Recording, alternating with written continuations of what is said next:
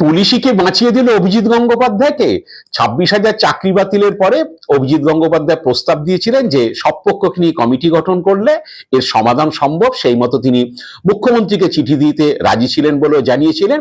তো কথা হয়েছিল যে বুধবার দুপুরে ব্রাত্য বসুর অফিসে গিয়ে অভিজিৎ সেই চিঠি পৌঁছে দেবেন। কিন্তু বিজেপি সূত্রে খবর, অভিজিৎ যে এই সিদ্ধান্ত নিয়েছেন সেটা শুভেন্দু অধিকারী, সুকান্ত মজুমদার জানতেন না।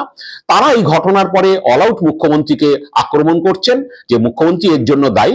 এরপরে অভিজিৎ এই সিদ্ধান্ত নেওয়াতে তারা মনে করছেন যে অভিজিৎ আসলে ব্রাত্যর গেম প্ল্যানকে সফল করতে নেমেছেন। তারা চিন্তায় পড়ে যান এবং বুধবার দিন দুপুরে তারা নির্দেশ পাঠান অভিজিতের কাছে যে কোনোভাবেই যেন ব্রাত্যর অফিসে না যান। তো এর ইতিমধ্যে খবর আসে যে কসবায় ডিও অফিসে পুলিশ চাকরিহারাদের উপর লাঠি চালিয়েছে। অভিজিৎ সংবাদ মাধ্যমকে বলেন যে নিরীহ চাকরি প্রার্থীদের বা নিরীহ শিক্ষকদের উপর পুলিশ লাঠি চালানোর প্রতিবাদে তিনি যাচ্ছেন না ব্রাত্যর অফিসে এবং মুখ্যমন্ত্রীকে লেখা চিঠিটি তিনি ছিঁড়ে ফেলে দেন।